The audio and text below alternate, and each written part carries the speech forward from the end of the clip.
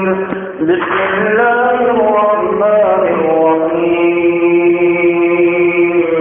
إياك نعبد وإياك نستعين وقال الله في مقام آخر ومن يشرك بالله فقد ضل ضلالا بعيدا.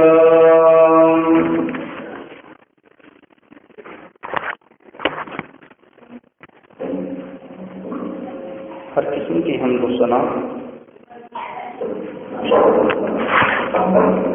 اللہ خالق و مالک کے لیے خاص ہے، جس خالق نے ہمارے رہنے کے لیے زمین بنائی اور آسمان کو اس کے اوپر چھت بنا دیا اور نباتات ثمرات ہمارے لیے بنائے، آسمان سے بارش کو نازل کیا. فلا تجعلوا للہ اندادا وانتم تعلمون. جس خالق کا اتنا فضل و کرم ہے کہ اس نے زمین بنائی آسمان، اور آسمان میں اور زمین میں جتنی اشیاء ہیں وہ ساری کی ساری انسان کے لیے بنائی ہیں. تو انسان کو چاہیے کہ اس کی انسانیت کا سب سے بڑا اعزاز طرح امتیاز وہ یہ ہے کہ یہ اپنے خالق حقیقی کے ساتھ اپنا رشتہ اس طرح مربوط کرے اور مضبوط کرے کہ کوئی توڑنے والا توڑے تو ٹوٹ نہ سکے، اور کوئی جدا کرنے والا جدا کرے تو خالق سے وہ جدا نہ کر سکے. مالک الملک سے اس کا اتنا گہرا تعلق بن جائے کہ اس کی ہر عبادت کا رخ اللہ خالق و مالک کے لیے ہو جائے. یہ انسان کے لیے لازمی اور ضروری امر ہے. تو اسی بات کی پیش نظر اللہ خالق و مالک ارشاد فرماتے ہیں فلا تجعلوا للہ اندادا، تو نے میرے ساتھ کسی کو شریک نہیں کرنا. وانتم تعلمون، اور تم جانتے ہو کہ وہ اکیلا ہے، وہ ساری چیزوں کو بنانے والا ہے. آج کی اس چھوٹی سی نشست میں ہم شرک کی قباحت اور شرک کے نقصانات کیا ہیں آپ کے سامنے پیش کرنے لگا ہوں. ہر انسان اس نقصان سے بچ جائے، اس نقصان کو نقصان سمجھ کر، تو اس کی بھلائی اسی میں ہے اور خیر خواہی بھی اسی میں ہے. آپ نے پیچھے جمعہ سنا کہ استمداد لغیر اللہ، غیر اللہ سے مدد طلب کرنا، جس کا اللہ خالق و مالک نے اس کو اختیار نہیں دیا، یہ شرک ہے. یہ مدد دعا کی شکل میں ہو، یہ عبادت تمہاری قربانی اور نظر و نیاز کی شکل میں ہو، یا خوف اور التجا کی شکل میں ہو، امید کی شکل میں ہو، یہ ساری کی ساری غیر اللہ سے توقع رکھنا، امیدیں باندھنا، یہ شرک کہلاتا ہے. پیارے رسول صلی اللہ علیہ وسلم ارشاد فرماتے ہیں حق اللہ علی العباد ان یعبدوہ ولا یشرکوا بہ شیئا. اللہ کا بندوں پر حق یہ ہے کہ بندے اس کی بندگی کریں، بندوں کی بندگی سے نکل جائیں. ان یعبدوہ ولا یشرکوا بہ شیئا، اور اس کے ساتھ کسی کو شریک نہ کریں. یہ بندوں کا حق ہے کہ وہ اس خالق کی عبادت کریں. اور پھر اس خالق کا حق کیا ہے کہ جو اس کی عبادت کرے، جو اس کی رضا کے لیے نمازیں، قربانیاں، نظر و نیازیں، حج اور روزہ رکھے، تو مالک کا یہ حق ہے کہ اللہ یعذب، اس شخص کو کبھی عذاب نہ دے۔ کتنے ہی ایسے لوگ ہیں، آپ اندازہ کریں کہ جنہوں نے اپنی ساری زندگی اللہ سے اجتناب میں لگا دی، اللہ سے دوری میں نکال دی، تو اللہ خالق و مالک نے ان کو عبرت کا نشان بنایا۔ اگر آپ اندازہ کرنا چاہتے ہیں تو فرعون، ابو لہب، عتبہ عتیبہ اور نمرود کو عبرت ناک جو سزائیں ملی ہیں قرآن مجید میں اس کے قصص بیان کیے ہیں، آپ غور سے مطالعہ کریں تو آپ کو پتہ چلے کہ جو خالق کے ساتھ اور کو شریک کرتا ہے اس کا انجام کتنا بھیانک ہے اور کتنا اس کا انجام برا ہے۔ اللہ سے دعا کرنی چاہیے کہ اللہ اس انجام برے سے ہمیں محفوظ فرمائے۔ شرک ہر خرابی کی جڑ ہے۔ شرک ایک بدترین چیز ہے جس سے جو بھی افعال ہو جائیں تو شرک اس کو مشرک بنا کر اللہ سے اتنا دور کر دیتا ہے کہ اللہ خالق و مالک اس پر ناراض ہو جاتا ہے۔ یہ اتنا موذی مرض ہے جس کو لگ جائے وہ کبھی بچتا نہیں، نہ اس کا ایمان بچتا ہے، نہ اس کا مال بچتا ہے، نہ اس کی عزت بچتی ہے۔ اس لیے اس موذی سے بچنا ہوگا، اس موذی مرض سے بچنا ہوگا۔ کتنے ہی ایسے لوگ ہیں جو ہمارے ہی مسلمان بھائی ہیں اور جو اس موذی مرض کا شکار ہو چکے ہیں، ویسے تو جسمانی علاج بہت کرواتے ہیں، روحانی علاج ان کا کرنے والا ہی کوئی نہیں۔ پیارے رسول جناب محمد الرسول اللہ صلی اللہ علیہ وسلم کا یہ ارشاد ابی بکرہ بیان فرماتے ہیں اپنے باپ سے روایت کرتے ہوئے، الا انبئکم باکبر الکبائر ثلاثا قالوا بلى یا رسول اللہ صلی اللہ علیہ وسلم، الاشراک باللہ وعقوق الوالدین، وجلس وكان متكئا فقال الا وقول الزور۔ ابی بکرہ بیان فرماتے ہیں، الا انبئکم باکبر الکبائر، اے میرے صحابہ خبردار، آج تمہیں میں ایسے کبیرہ گناہ کی خبر نہ دوں جس کی وجہ سے لوگ گناہ میں ملوث ہوں گے۔ بڑے بڑے کبیرہ گناہ سنے ہوں گے، گناہ کرنے والا گناہ کرتا بھی ہوگا، گناہ سنتا بھی ہوگا۔ بڑے بڑے گناہ ہیں ایسے جس کو سن کر انسان کے رونگٹے کھڑے ہو جاتے ہیں، دل کی کپکپی ظاہر ہونے لگتی ہے، آنکھوں سے آنسو جاری ہونے لگتے ہیں۔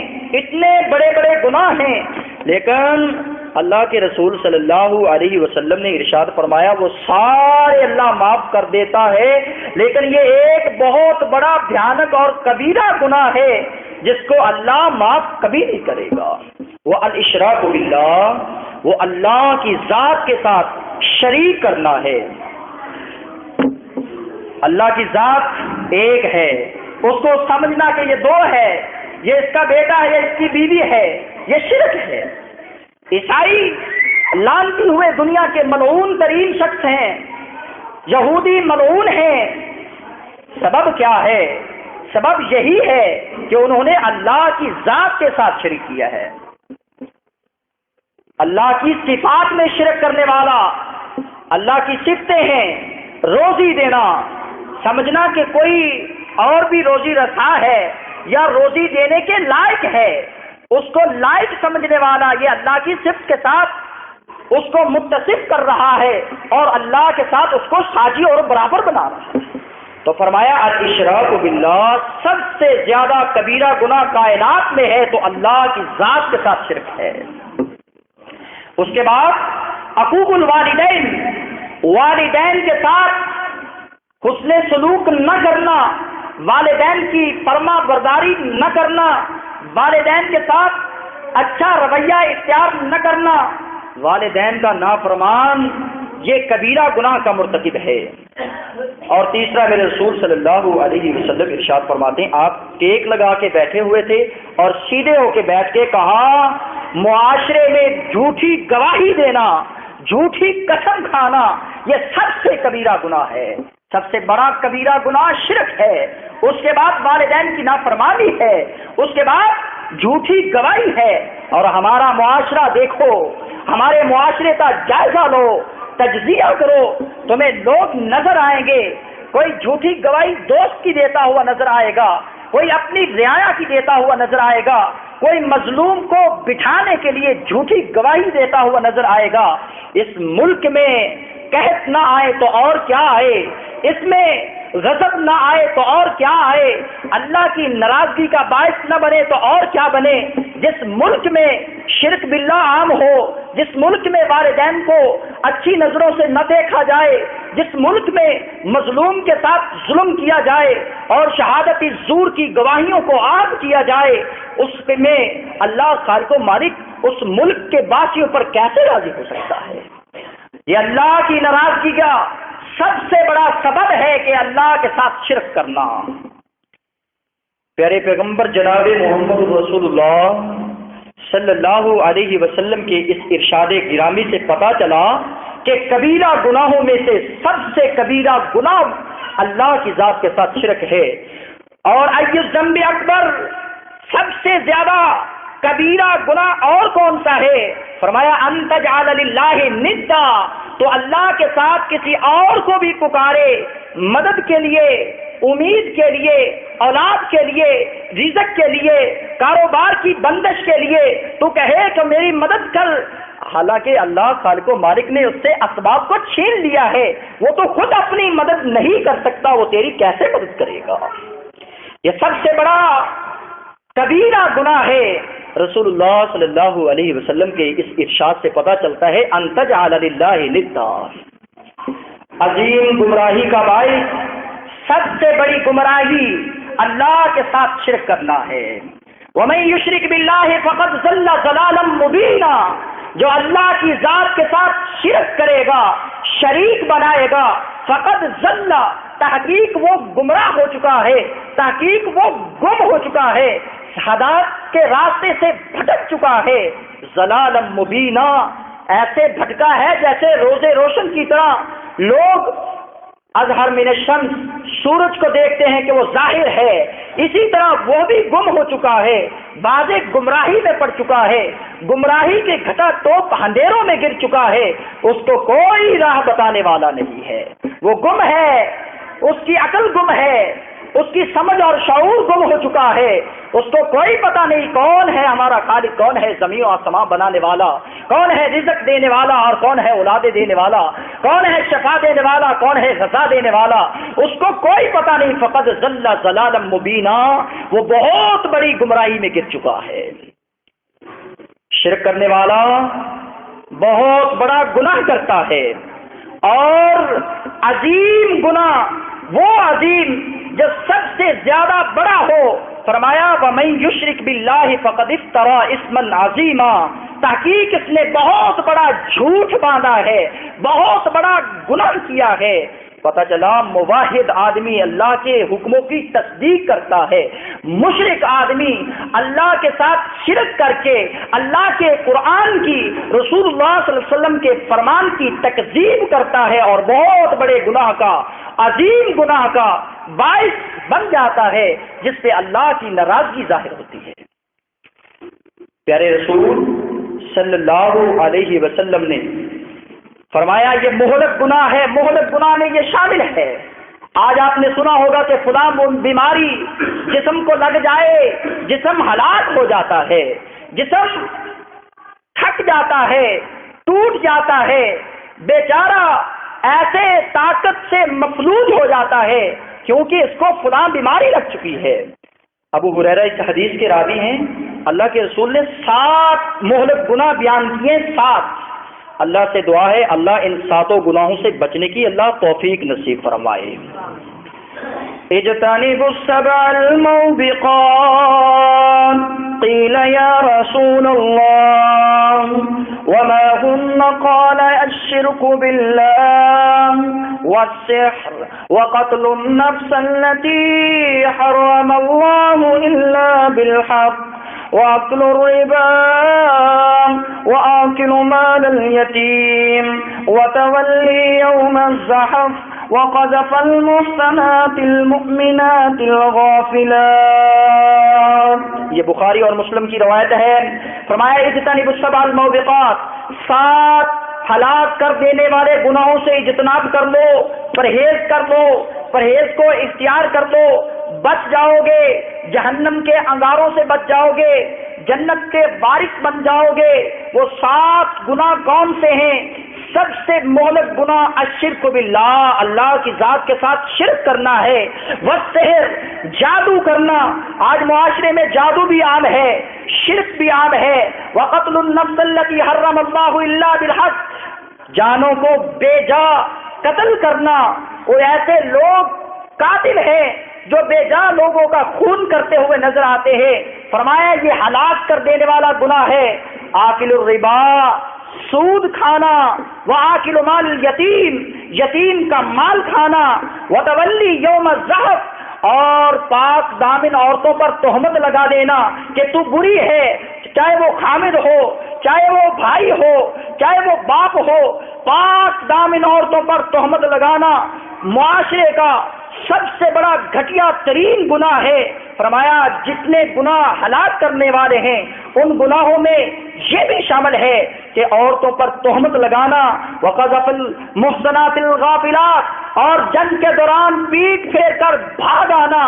فرمایا یہ بھی انسان کو ہلاک کر کے رکھ دیتا ہے. پتہ چلا کبیرہ گناہ، مہلک گناہ، جس طرح امراض انسان کے جسم کو کھا جاتی ہیں، اسی طرح گناہ کرنے والا گناہ تو کرتا ہے، اپنے ایمان کو ضائع کر بیٹھتا ہے، اپنے اعمال کو ضائع کر بیٹھتا ہے. یہ عظیم ظلم ہے، یہ عظیم ظلم. اللہ کی ذات کے ساتھ شرک کرنا عظیم ظلم ہے. باپ نے اپنے بیٹے کو وصیت کی تھی، بیٹا میں لقمان ہوں اور لوگ مجھے لقمان حکیم کے نام سے یاد کرتے ہیں. یا بنی لا تشرک باللہ، بیٹا اللہ کی ذات کے ساتھ شرک نہ کرنا. تم بھی اس لقمان کی وصیت پر عمل کرتے ہوئے اپنی اولاد کو شرک کے گھٹا ٹوپ اندھیروں سے نکالو. اور شرک بات بات پہ شرک ہو جاتا ہے. کہنا من حلف بغیر اللہ، مجھے فلاں کی قسم، مجھے تیری قسم، مجھے تیری ماں کی قسم، مجھے فلاں کی قسم. فرمایا من حلف بغیر اللہ، جو غیر اللہ کی قسم کھاتا ہے فقد کفر و اشرک، تحقیق اس نے بھی شرک کیا ہے. اور جو فعل نکالتا ہے تحقیق اس نے بھی شرک کیا ہے. کتنے ہی ایسے لوگ ہیں جو بات بات پہ قسم کھا جاتے ہیں کہ مجھے تیرے سر کی قسم ہے، مجھے تیرے باپ کی قسم ہے، مجھے تیری قسم ہے. من حلف بغیر اللہ، اللہ کی قسم کے علاوہ کسی اور کی قسم کھانا جائز نہیں ہے. فرمایا جو اللہ کے علاوہ کسی اور کی قسم کھاتا ہے تحقیق اس نے شرک کیا ہے. بات بات پہ شرک، الشرک الاصغر. بہت لوگ ہیں جو اعمال تو کرتے ہیں لیکن دل میں آ جائے کہ مجھے لوگ اچھا کہیں. فرمایا یہ شرک اصغر کے مرتکب بن جاتے ہیں. شرک اکبر کے مرتکب بننے والے دائرہ اسلام سے خارج ہو جاتے ہیں. اور شرک اصغر وہ شرک ہے جو دمیمۃ النمل، چیونٹی سے بھی زیادہ باریک ہے. اس کو دقیق نظر سے دیکھا جائے تو پھر انسان بچ سکتا ہے، ورنہ اس مہلک بیماری سے بچ نہیں سکتا. بہت بڑی نجاست ہے، پلیتگی ہے. قرآن نے مشرک کو پلیت کہا ہے. فرمایا جو بھی شرک کرے گا اسے لوگ مشرک کہیں گے، چور کو لوگ چور کہیں گے، زانی کو لوگ زنا کی وجہ سے زانی کہیں گے، ڈاکو کو لوگ ڈاکے کی وجہ سے ڈاکو کہیں گے. اور نام اس لیے رکھے گئے ہیں کہ اس نے یہ گناہ کیے ہیں، گناہ کے سبب ان کا نام ڈاکو رکھ دیا گیا، کسی کا نام رشوت خور رکھ دیا گیا، کسی کا نام سودی خور رکھ دیا دیا گیا اور کسی کا نام زانی رکھ دیا گیا، اور جو شرک کرے اللہ کی ذات کے ساتھ اللہ نے اس کو مشرک کہا ہے۔ اللہ خالق و مالک نے پھر کہا مشرک نہیں بلکہ اتنا زیادہ بڑھ کے کہا انما المشرکون نجس، یہ پلید ہے اعمال کے لحاظ سے، عقیدے کے لحاظ سے، افعال کے لحاظ سے، کردار کے لحاظ سے یہ نجس ہے، پلید ہے، کیونکہ اس کا عقیدہ درست نہیں ہے۔ جسمانی طور پر تو یہ بہت خوبصورت ہے، کپڑے اچھے پہنتا ہے، لباس اچھا، خوشبو اچھی، اپنے آپ کو اچھا بنا کے رکھتا ہے، پاک صاف بنا کے رکھتا ہے، لیکن دل کی غلاظت، عقیدے کی غلاظت میں اس کا شرک ہے، اور شرک ایسی غلاظت ہے، فرمایا اللہ خالق و مالک نے نجس فلا یقرب المسجد الحرام، اے شرک کرنے والے مشرک تیرا کام نہیں بنتا کہ تو میری مسجد حرام میں داخل ہو جا، تو میری مسجد کے قریب نہ۔ جس طرح مسجد میں آنا پاک صاف ہو کے ضروری ہے، اسی طرح مسجد میں آنے والا نمازی اس کے لیے یہ ضروری ہے کہ وہ اپنے عقیدے کو عقیدہ توحید بنا کر آئے، جیسا کہ امام الموحدین تربیت کر کے گئے ہیں۔